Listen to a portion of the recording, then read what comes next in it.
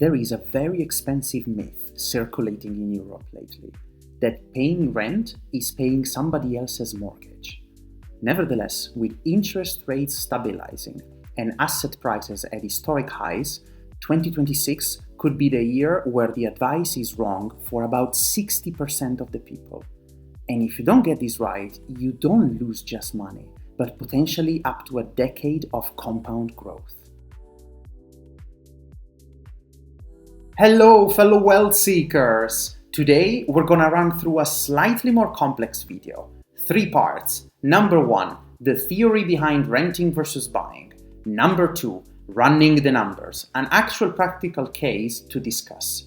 Number 3, a simulation. We're going to model, using a free template I'm gonna make available to all of you, how this pans out for an ETF base return of 7% compared to a housing appreciation of a bullish 3.5%.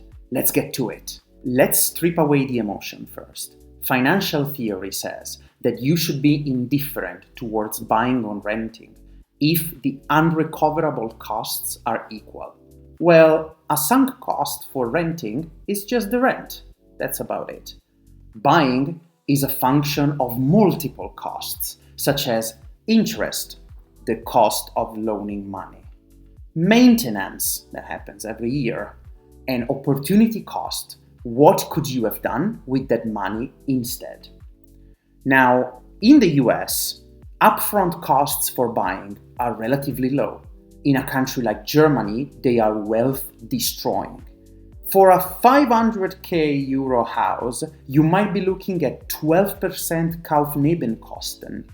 These are basically your notary, your tax, your agency costs. That's 60k gone just to get into a purchase agreement. In Italy, it is only about 2% of the cadastral value. That is generally half the market value.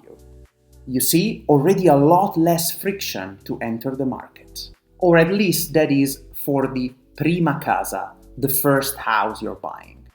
Let's stick to that example though, because your 20s and 30s are generally when you are confronting the idea of buying your first home, and you're also confronting the idea of living cost arbitrage, deciding where to live. That is why mobility matters.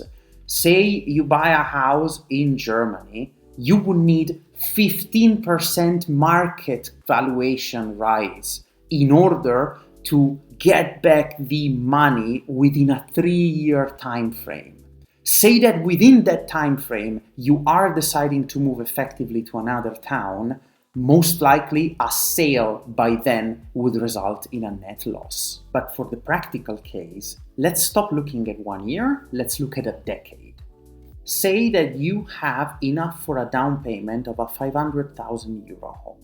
Let's take the Northern Europe sunk cost average of 50k fees and the widely accepted 20% down payment. So for 500k, you're gonna put down 150 right away. I'm gonna be generous with the house and give it a 3.5 appreciation rate per year.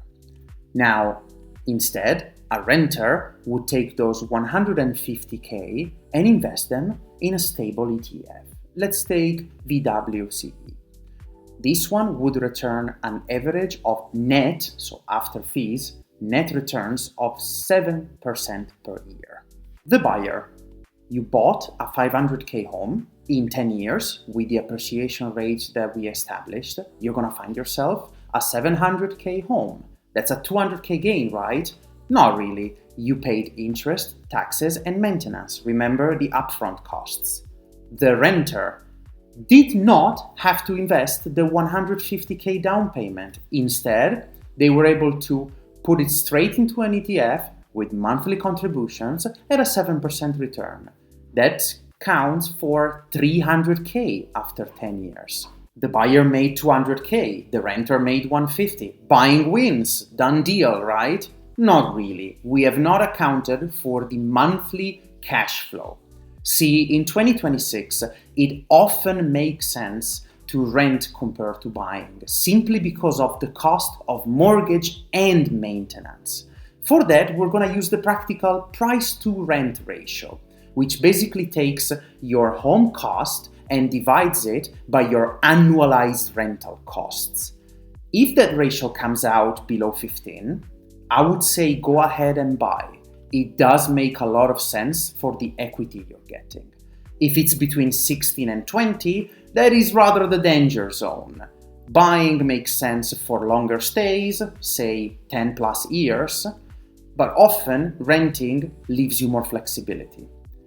Above 20 price to rent ratio, this is an absolute no-go. The income the house would generate is not offset by the rental costs you would pay instead. With a price to sales ratio of above 20, common in cities such as Munich, Paris, or Milan, the asset is overpriced compared to the income it's generating. So the renter is better off, actually able to save up to 700 euros a month with that. And if this is invested as well at 7% returns, you can expect the renter to overtake the homeowner's net income by year 7. In conclusion, if you can lock in a 3.5% appreciation rate, buying is decent, but it forces you to be illiquid. And by the way, locking in is just speculation. You have to consider location, lifestyle, investments. The ETF route instead gives you 7% returns that are historically market-backed and the flexibility to move to Asia tomorrow, or to sell some and start a business, or to sell some in the future for a better priced house and a down payment. Here my verdict for 2026. If you are in a high transaction cost country such as Germany or France, and you need flexibility, rent and aggressively invest the difference. Only buy if the price to sales ratio is great, 10 up to 15. Or if you are willing to plant your roots for 8 to 10 years and can pay a lifestyle premium. I'll give you a little spoiler. Asset rich, cash poor is actually a myth. Over another video, I will show you how the rich keep getting richer by leveraging their assets, buying and borrowing against them with margin loans. Coming up, I want to make sure we start 2026 strong. First, everyone who subscribes and leaves a comment under any of my videos will receive my free top 5 investment strategies for 2026. Simply post a comment and I'll drop the link. Secondly, I will be tracking the most active members of the community.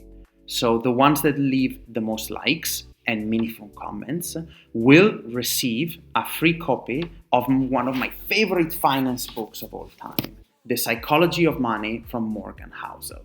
So drop a comment, subscribe, and let's get your money right. To wrap it up for the day, I've updated the European Wealth Lab rent versus buy calculator with the latest 2026 tax brackets for Italy, Germany, and France. Just as a starting example, let me know if you would like more countries.